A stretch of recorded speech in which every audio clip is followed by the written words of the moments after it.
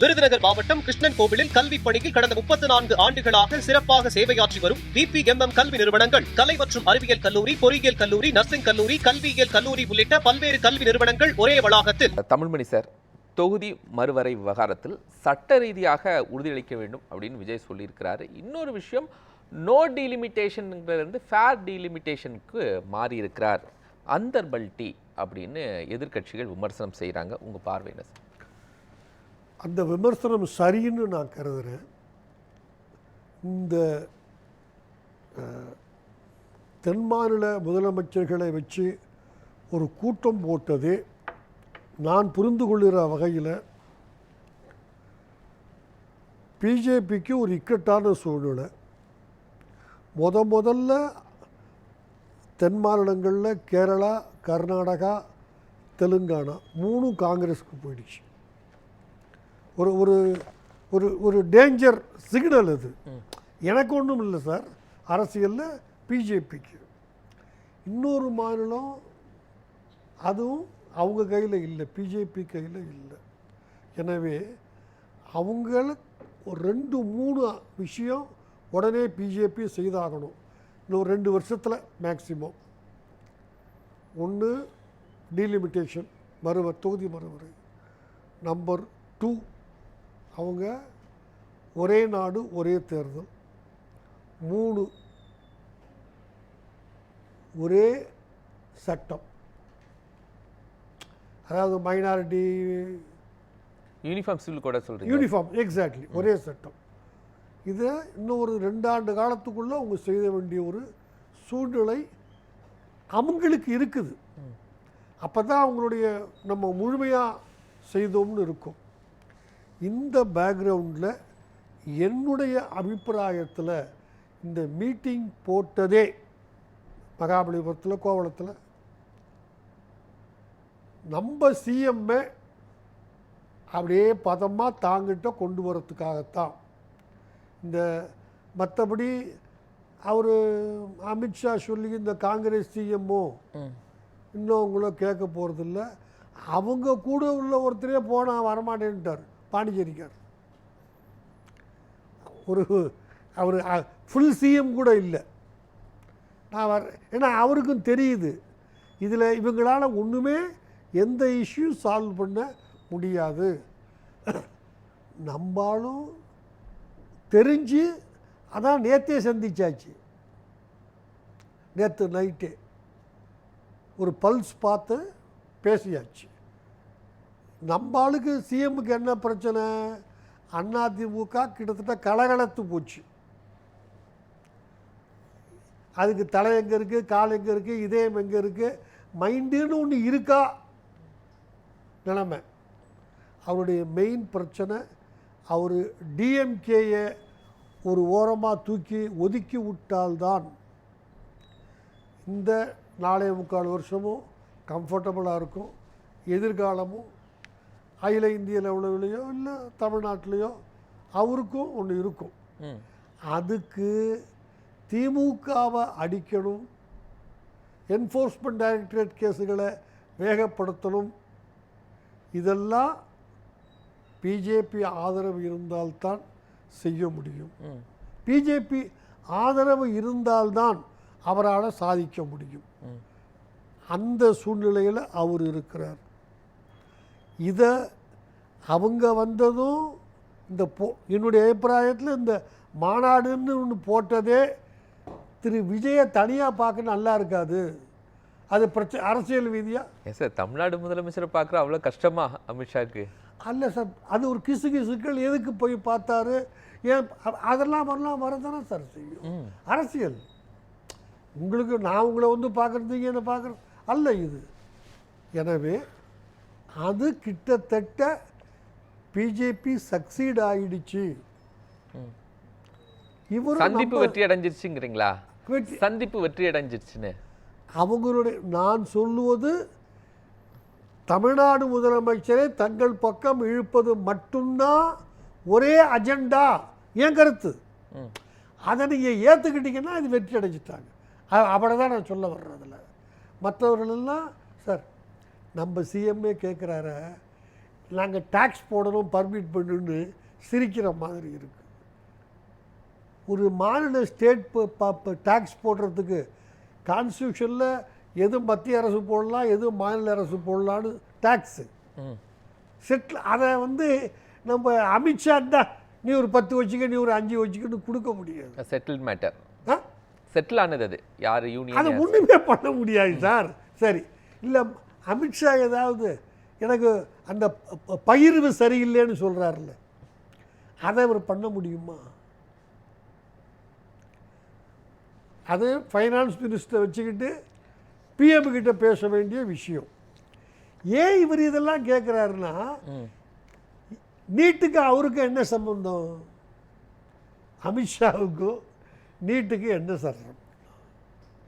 ஏன் கேட்குறாரு?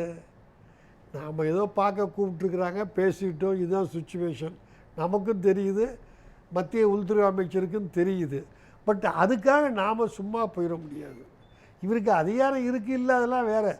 ஒரு சவுண்டை கிளப்பி விடுவோம், எல்லா பத்திரிகைகளையும் நீட்டு வேணான்னு கேட்டார், என்ன டேக்ஸ் போடு எவனாவது கேட்டானா? எந்த சிஎம்மாவது வரைக்கும் டேக்ஸ் போடுற பவரை எங்ககிட்ட கொடு, அப்படி வாய்ப்பே இல்லை. ஜெயலலிதாவுக்கு தெரியாதா, கலைஞருக்கு தெரியாதா? ஏன் கேட்கல? அப்படி பிரிச்சாச்சு. சென்ட்ரல் கவர்மெண்ட் எதில் டேக்ஸ் போடலாம், ஸ்டேட் கவர்மெண்ட் ரொம்ப ஒரு தப்பாக எடுத்துக்காங்க, ரொம்ப எலிமெண்ட்ரி. இவர் ஏன் கேட்குறாரு? தெரியாமலாம் கேட்டுருல, அங்கே போன இடத்துல ஏதாவது கேட்டு வைப்போம்.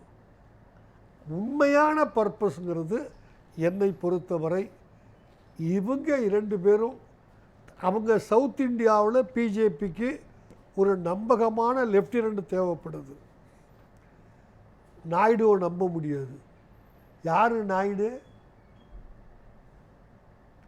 இதே மாதிரி 1.5 வருஷம் விஜய் மாதிரியே தேவுடா தேவுடான்னா இதில் ஆந்திராவில் ஆட்சிக்கு வந்தார்.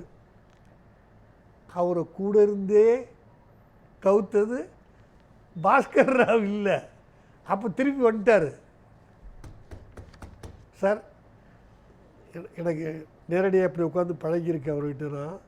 1988 ஜனவரியில் நேஷனல் ஃப்ராண்ட் ஆரம்பிச்சது, முரசொலி மாறன் ஆரம்பித்தார். அப்போ 4 வார்த்தை அவருக்கு ஆங்கிலமே வராது. நான் அவரை பற்றி தப்பாக சொல்லி எனக்கு என்ன ஆக போகுது? அப்படிப்பட்ட மனிதர் என்டி ராமாராவையே கவுத்தார். எனவே அவர் எங்கே வரேன்னா, அவருடைய ஆதரவை வச்சுக்கிட்டு பிஜேபி ஒன்றும் பெருசாக இப்போ ஒரு ஆதரவாக இருக்கார், கவுண்ட் பண்ண முடியாது. அரசியல் நெசசிட்டிஸு என்னன்னு நம்ம புரிஞ்சுக்கணும்.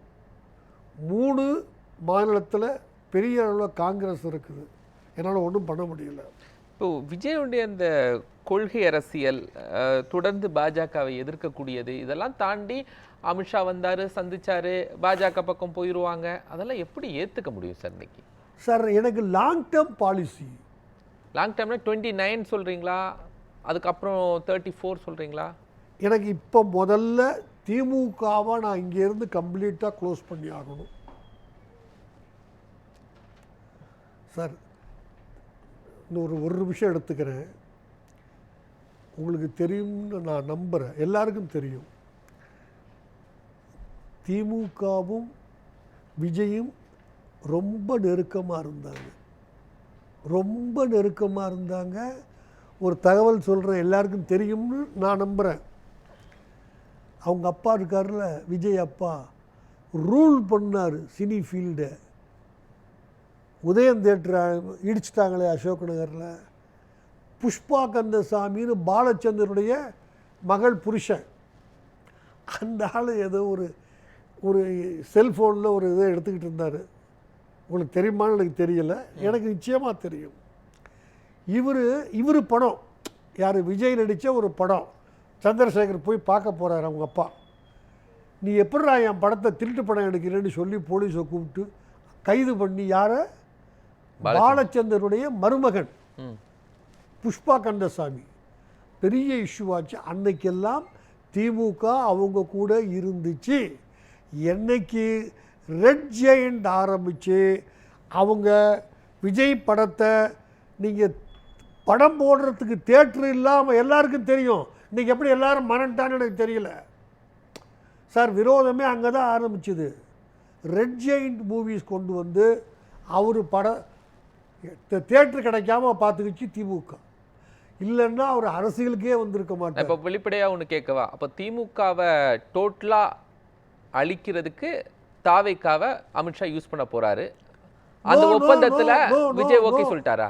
நோ, நான் அதனவே சொல்கிறேன் சார். தாவேக்கா திமுகவை அழிக்கிறதுக்கு பிஜேபி வேணும்னு நினைக்கிறது கூட சார். மத்திய ஆளுங்க நான் தான் இந்த விரோதம் ஆரம்பிச்சது. எனக்கு என்ன, இந்த ப்ராஜெக்ட் அமித்ஷா விஜய்கிட்ட கொடுத்தாரா இல்லை விஜயுடைய ப்ராஜெக்ட்டுக்கு அமித்ஷாவுடைய ஹெல்ப்? கரெக்ட். நான் முதல்லையே ஒரு பக்கம் எக்ஸ்பிளைன் பண்ணிட்டேன். 3 இடத்துல காங்கிரஸ் இருக்குது, ஒரு பிரதான அகில இந்திய கட்சி. இவங்க கட்சி பிஜேபி இங்கே எங்கேயுமே ஆளுங்கட்சி கிடையாது. இன்னொருத்தரையும் நம்ப முடியாது, நாயுடுவையும். எனவே அவங்களுக்கு இன்னைக்கு இருக்கிற ஒரே கை போட்டுக்கிட்டு நிற்கக்கூடிய வாய்ப்பு திரு விஜய் தான். விஜய்க்கும் இந்த கட்சி இவ்வளவு தூரம் வந்ததுக்கு காரணமே ரெட் ஜெயின் மூவிஸ் ஆரம்பிச்சு அவர் நடித்த படத்தை தியேட்டர் கொடுக்க மாட்டேன்னு தான் எல்லா பத்திரிகையிலும் இருக்குது. நான் இதை கதைலாம் சொல்லலை உங்கள்கிட்ட.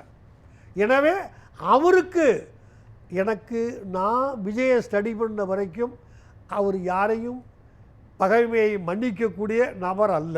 தப்பாக இருந்தால் போயிட்டு போகட்டும், என்னுடைய அசஸ்மெண்ட். எனவே அவருக்கு ஒரு வளமான மத்திய அரசு தேவைப்படுது. அதுதான் இந்த தென் மாநில முதலமைச்சர் மாநாடுங்கிற பெயரில் நடத்தப்பட்டது. 2 பேரும் ஜெயிச்சிட்டாங்க. தமிழ்மணி சார், நான் சொன்னது தான் அரசியல் காய் நகர்த்தல், அவ்வளவுதான் சார். இதை நான் எப்படி புரிஞ்சுக்கிறேன்னா, ஒரு எளிய சட்டத்தெல்லாம் விளக்கி விட்டுட்டு எனக்கு கல்யாணமே வேணாம், கல்யாணம் பிடிக்காது, 1 மாதம் கழித்து நல்லா படித்த பொண்ணாக பாருங்கள், அவ்வளவுதான்.